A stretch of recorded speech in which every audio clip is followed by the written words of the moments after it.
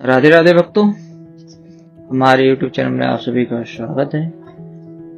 भक्तों, आज हम भगवान के 24 अवतारों की कथा में श्री परशुराम भगवान की कथा का श्रवण करेंगे। वाल्मीकि रामायण के अनुसार साक्षात ब्रह्मा जी के पुत्र राजा कुश के 4 पुत्रों में से कुशनाभ दूसरे पुत्र थे।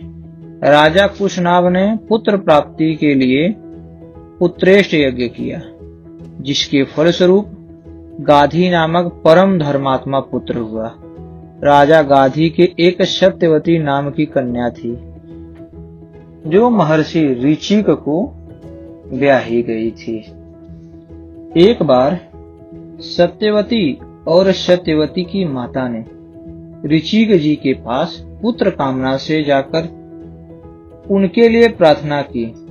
ऋचिक ने 2 चरु सत्यवती को दिए और बता दिया कि यह तुम्हारे लिए है और यह तुम्हारी माँ के लिए है। इनका तुम यथोचित उपयोग करना। यह कहकर वे स्नान को चले गए। उपयोग करने के समय माता ने कहा, बेटी, सभी लोग अपने ही लिए सबसे अधिक गुणवान पुत्र चाहते हैं। अपनी पत्नी के भाई के गुणों में किसी की विशेष रुचि नहीं होती।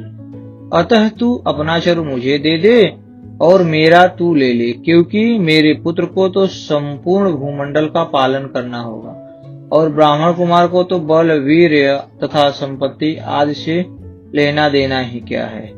ऐसा कहने पर सत्यवती ने अपना चरु माता को दे दिया। जब ऋषि को यह बात ज्ञात हुई, तब उन्होंने अपनी पत्नी से कहा कि तुमने यह बड़ा अनुचित किया। ऐसा हो जाने से अब तुम्हारा पुत्र घोर योद्धा होगा और तुम्हारा भाई ब्रह्मवेत्ता होगा। सत्यवती के बहुत प्रार्थना करने पर कि मेरा पुत्र ऐसा न हो, उन्होंने कहा कि अच्छा, तुम तो ऐसा न होगा, किंतु पौत्र उस स्वभाव का होगा।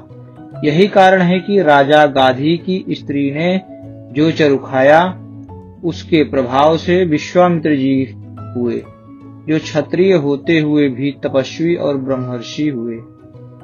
और श्री ऋचिक जी के पुत्र श्री यमदग्नि जी तो परम शांत दांत ब्रह्मर्षि हुए, परंतु यमदग्नि पुत्र परशुराम बड़े ही घोर योद्धा हुए।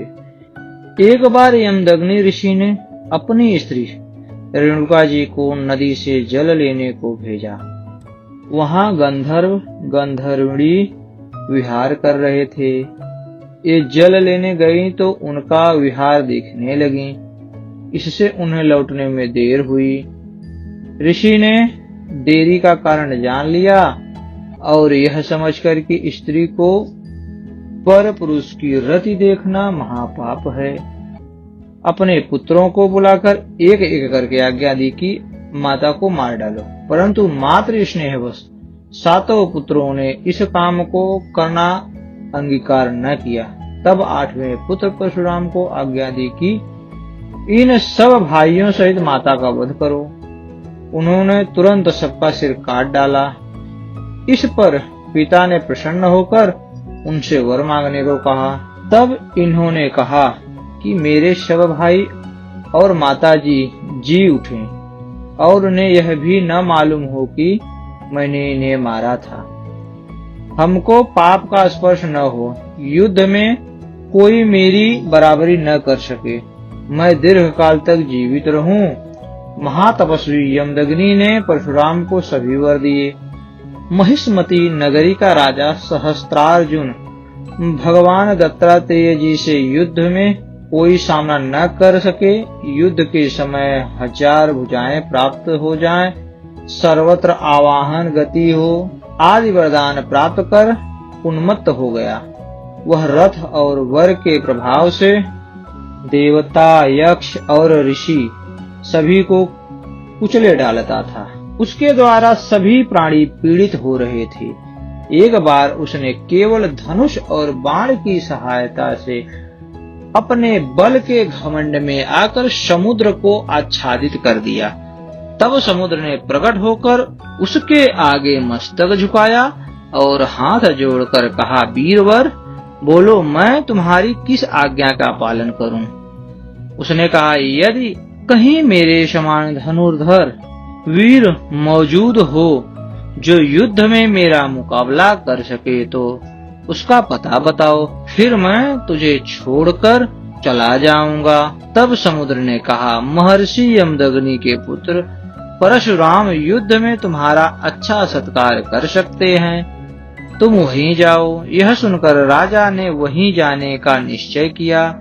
अपनी अछौहड़ी सेना सहित राजा सहस्त्रार्जुन श्री यमदग्नि आश्रम के आश्रम पर पहुंचे। ऋषि ने उनका यथोचित आतिथ्य सत्कार किया, जिससे वह चकित हो गया। वनवासी के पास ऐसा ऐश्वर्य कहाँ से आया? यह मालूम होने पर कि यह सब कामधेनु की महिमा है, उसने मुनि से गऊ मांगी। न देने पर जबरदस्ती उसे छीन लिया और मुनि के प्राण भी ले लिए। उस समय परशुराम जी घर पर नहीं थे। घर पर आने पर उन्होंने माता को विलाप करते हुए पाया। कारण जानने पर उन्होंने पृथ्वी को निक्षत्रिय करने का संकल्प किया। कहते हैं कि विलाप में माता ने 21 बार छाती पीटी थी, अतः उन्होंने 21 बार पृथ्वी को निक्षत्रिय किया। 21वीं बार क्षत्रियों का नाश करके परशुराम जी ने अश्वमेध यज्ञ किया और उसमें सारी पृथ्वी कश्यप जी को दान में दे दी। पृथ्वी क्षत्रियों से सर्वथा रहित न हो जाए, इस अभिप्राय से कश्यप जी ने उनसे कहा, अब यह पृथ्वी हमारी हो चुकी, अब तुम दक्षिण समुद्र की ओर चले जाओ।